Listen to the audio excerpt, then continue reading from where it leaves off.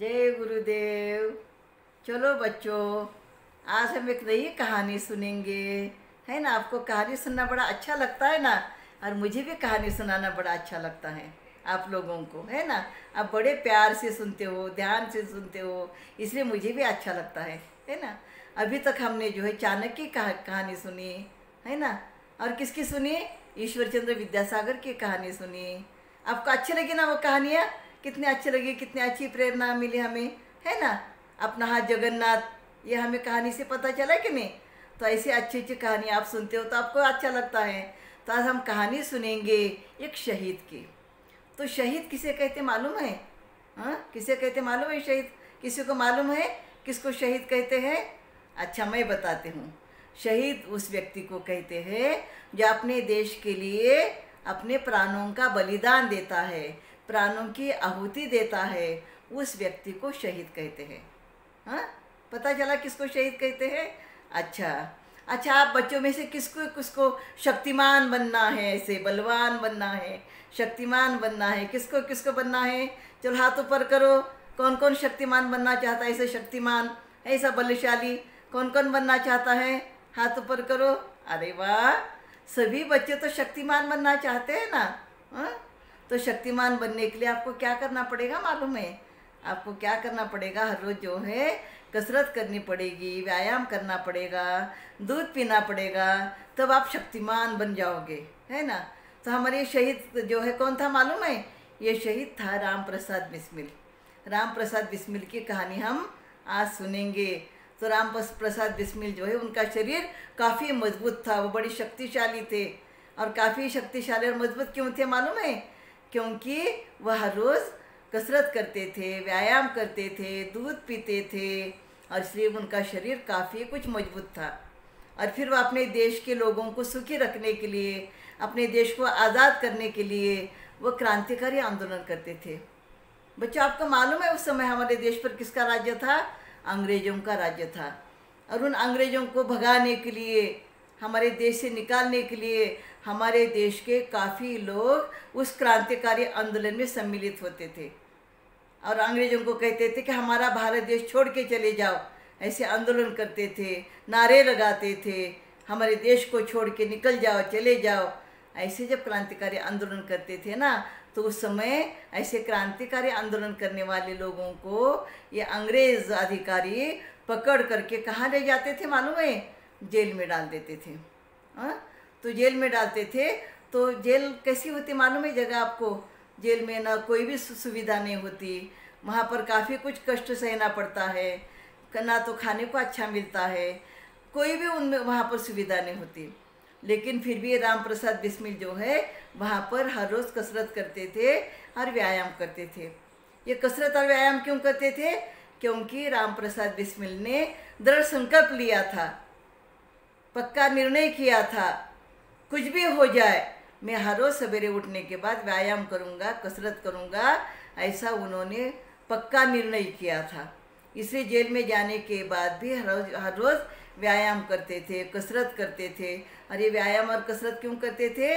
देश के लोगों को सुखी करने के लिए, सुखी बनाने के लिए। यदि किसी की मदद करनी है तो फिर हमको क्या करना पड़ेगा? अपने शरीर को मजबूत बनाना पड़ेगा ना। शरीर को जब हम मजबूत बनाएंगे तो हम अपने अंदर भी एक प्रकार का आत्मविश्वास आ जाएगा, हम लोगों की भी मदद कर सकेंगे, है ना। इसलिए जो है हमें हर रोज़ कसरत करनी पड़ेगी। और फिर राम प्रसाद बिस्मिल जो है क्रांतिकारी आंदोलन करने की वजह से क्या हो गया मालूम है? उनको फांसी की सज़ा सुनाई दी गई। फांसी की सज़ा सुनाई देने के बाद भी फिर हर रोज़ वो कसरत करते थे, व्यायाम करते थे। हाँ, लेकिन जिस दिन उनको फांसी दी जाने वाली थी ना, उस दिन सवेरे उठने के बाद भी राम प्रसाद बिस्मिल हर रोज़ की तरह वहाँ पर व्यायाम करने लगे, कसरत करने लगे। तो अंग्रेज़ अधिकारी ने देखा, अरे इसको तो अब थोड़ी देर के बाद फांसी मिलने वाली है, हम फांसी पर लटकाने वाले इसको, फिर भी अभी ये व्यायाम कर रहा है। आश्चर्यचकित हो गए, ऐसे कैसे ये लड़का, इसको बिल्कुल भी दुख नहीं है मन में। लेकिन उस समय राम प्रसाद बिस्मिल ने क्या कहा मालूम है? चाहे मुझे यानी कुछ भी हो जाए, मुझे जो है फांसी भी लगने वाली हो, तो भी मैं तूफान आ जाए या फांसी लग जाए, लेकिन फिर भी मैंने जो दृढ़ संकल्प किया है हर रोज़ व्यायाम करने का, मैं हर रोज़ व्यायाम करूँगा और इसलिए मैं ये व्यायाम कर रहा हूँ। देखो कितना अच्छा दृढ़ संकल्प किया था राम प्रसाद बिस्मिल ने, वैसा ही दृढ़ संकल्प हमें भी करना है, सभी बच्चों को करना है ना। हमारे देश को आज़ाद करने के लिए उन्होंने शरीर मजबूत बनाने के लिए दृढ़ संकल्प किया था, तो आप लोगों को भी अपना शरीर मजबूत बनाना है ना आप सबको शरीर मजबूत। तो आपको क्या करना पड़ेगा, फिर हर रोज़ व्यायाम करना पड़ेगा, कसरत करनी पड़ेगी, हर रोज़ दूध पीना पड़ेगा, और आपकी मम्मी आपको खाने के लिए जो भी चीज़ें देती है वो खानी पड़ेगी। हाँ, तो आपका शरीर मजबूत बनेगा।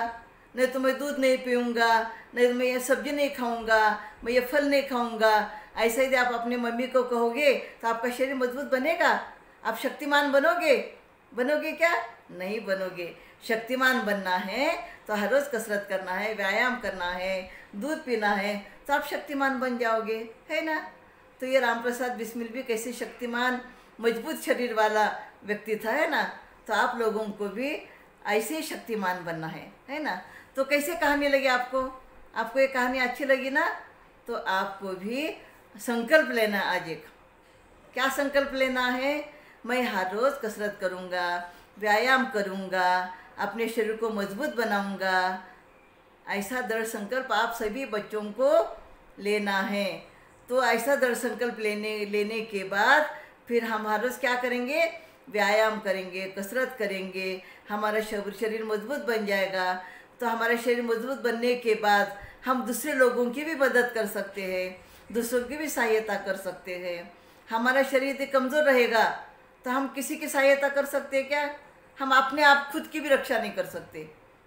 इसलिए हमें खुद की रक्षा करने के लिए, दूसरों की मदद करने के लिए, दूसरों की सहायता करने के लिए हमें यहाँ क्या करना पड़ेगा, हमारे शरीर को मजबूत बनाना पड़ेगा। और हमारे शरीर को मजबूत बनाने के लिए आपको क्या करना पड़ेगा, दृढ़ संकल्प लेना पड़ेगा कि मैं हर रोज़ कसरत करूँगा, व्यायाम करूँगा। तो आप सभी बच्चों जो है दृढ़ संकल्प करें। और दृढ़ संकल्प करने के बाद आपको क्या तय करना है, आपको जो जो भी अच्छी बातें सिखाई जाती है, जो जो भी नई बातें आपको सिखाई जाती है, वो सीखी हुई सारी बातें आपको हर रोज़ उसको अपने जीवन में अमल में लाना है। ऐसा दृढ़ संकल्प यदि करोगे ना तो आप अपने जीवन में बहुत कुछ प्राप्त कर सकोगे। आपका शरीर मजबूत बन जाएगा तो आपका मन मजबूत बन जाएगा, और आपका मन जब मजबूत बन जाता है तो आप कठिन से कठिन भी काम कर सकते हो, कितनी भी कठिन पढ़ाई क्यों ना हो वो पूरी कर सकते हो। और इसलिए वो दृढ़ संकल्प लेना जरूरी होता है। और जो आदमी दृढ़ संकल्प लेता है, जो बच्चे दृढ़ संकल्प लेते हैं, वो अपने जीवन में बहुत बड़े बन जाते हैं। मालूम है, अभी तक हमारे देश में जितने भी बड़े बड़े अधिकारी हुए, कलेक्टर हुए, डॉक्टर हुए, क्लास 1 ऑफिसर बने, फौज के अधिकारी बने, तो ये ऐसा क्यों बने मालूम है? क्योंकि उन लोगों ने दृढ़ संकल्प किया था कि मैं ये डॉक्टर बनूंगा, मैं कलेक्टर बनूंगा, मैं IAS ऑफिसर बनूंगा। ऐसा दृढ़ संकल्प लेकर के उन्होंने हर रोज़ सवेरे उठ करके वह हर रोज़ पढ़ाई करते थे, और पढ़ाई करने के बाद फिर वह अपने उस निश्चित ध्येय तक पहुंच गए, है ना। तो आप बच्चों को भी एक दृढ़ संकल्प करना है कि जो जो भी अच्छी बातें हमने अपने जीवन में सीखी है उसको हम पूरा करेंगे। लेकिन एक संकल्प पक्का करना है कि आपको सवेरे उठने के बाद व्यायाम करना है, कसरत करना है, और व्यायाम और कसरत करोगे तो आपका शरीर मजबूत बनेगा, है ना। अच्छी बात। तो आप सभी बच्चों ने आज दृढ़ संकल्प किया है, और इस संकल्प को राम प्रसाद बिस्मिल की तरह हमें अपने जीवन में अपनाना है। चाहे कुछ भी हो जाए, तूफान आ जाए, लेकिन हम अपने संकल्प से नहीं हटेंगे। और जो बच्चे संकल्प करेंगे वो अपने जीवन में बहुत बड़े अच्छे इंसान बनेंगे, है ना। अच्छी कहानी है ना, सुंदर कहानी। ऐसी हम रोज़ नई नई कहानियाँ सुनते रहेंगे, है ना।